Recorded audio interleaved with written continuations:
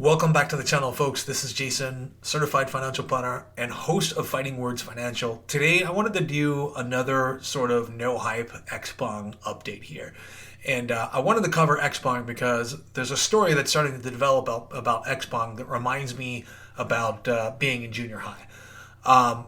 Being in junior high, that's kind of like when you first started to like girls and girls first started to like boys. The problem with being in junior high is that it seemed like every girl in class only liked one boy, right? Right now, that boy in China, when it comes to EV companies, seems to be NIO.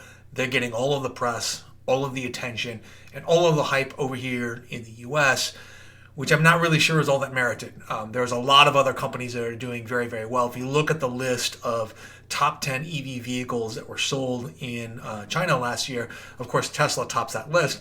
But the rest of those companies, or a bunch of companies that don't get a ton of press here in the US, and what was really surprising is that the Li Yuan actually outsold any model from either Xpeng or NIO for 2020, which is something to keep an eye on. But I wanted to give you guys a little bit of an update when it comes to Xpeng right now. So Xpeng just secured another $2 billion line of credit from a development agency and the China Agricultural Bank. And they're going to sink that money into another factory.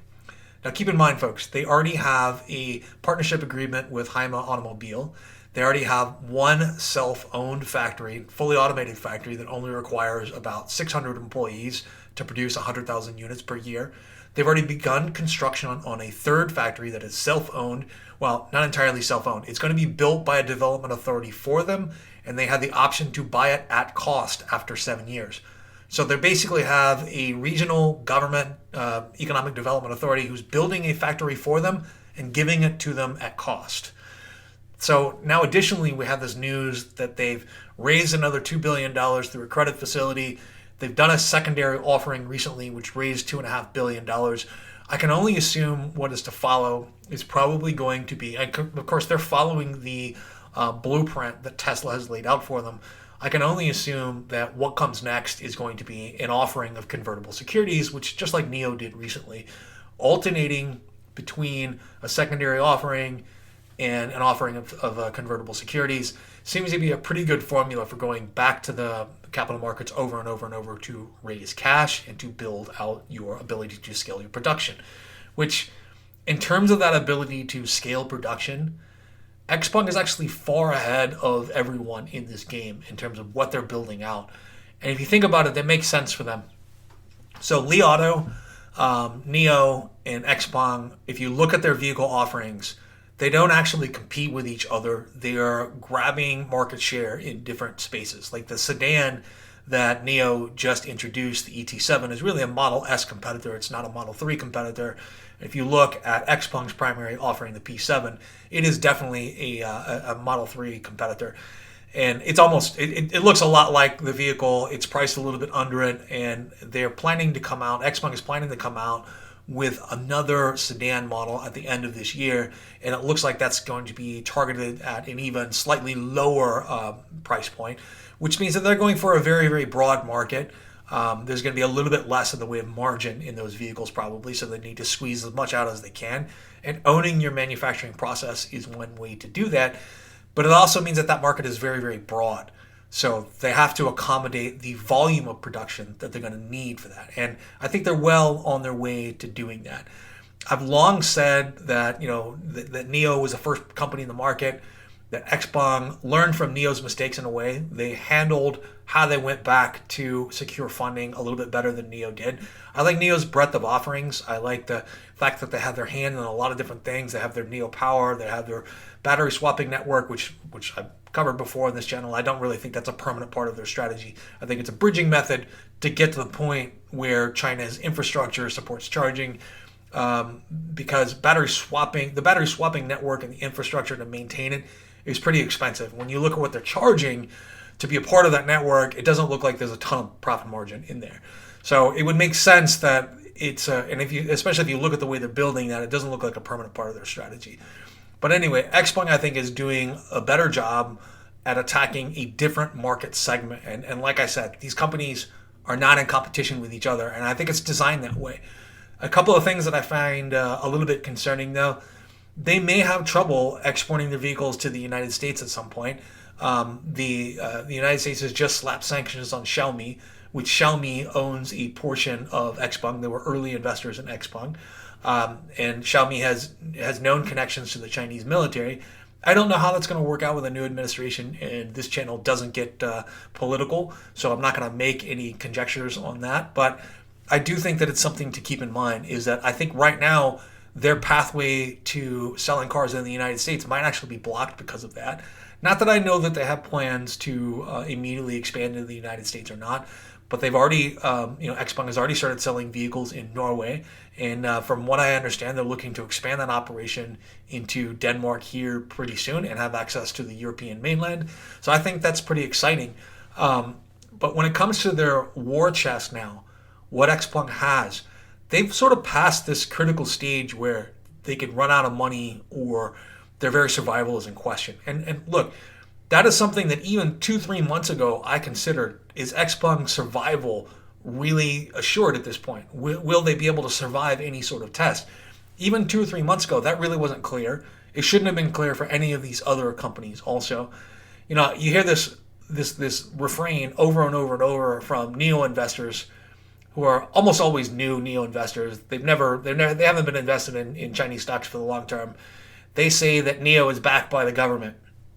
NEO is backed by a regional development authority. Xpeng is also backed by a regional development authority. But look, guys, there are 130 different manufacturing brands in China, unlike the United States, where up until a few years ago there were really only 3. And there were only 3 in the United States, really, because of competition and consolidation. And when you look at China, there were over 130. If you are not familiar with the Chinese government's manufacturing certification process, you are investing in China, you need to get acquainted with that process. That process dictates who gets to manufacture things in China. It also means that by the time you're done with that process, you are fully enmeshed and entrenched in their bureaucratic system. And that the Chinese government and the regional authorities that would have supported you don't have any interest in seeing you fail. And there could be huge consequences for a business that does fail. This is one of the reasons that there are 130 surviving brands of legacy manufacturers vehicles in China, and while their population is 3 times the size of the United States, their car market is not 3 times the size of the United States. It's roughly the same size of the United States market at this point because of how large their middle class is.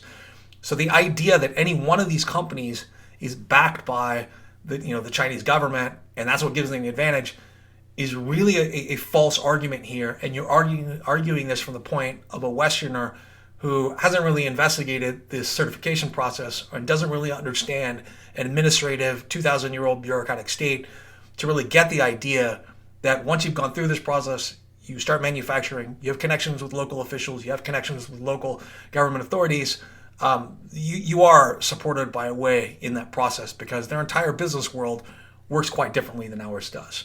But anyway, that's just sort of the no hype Xpeng update that I wanted to give you guys today.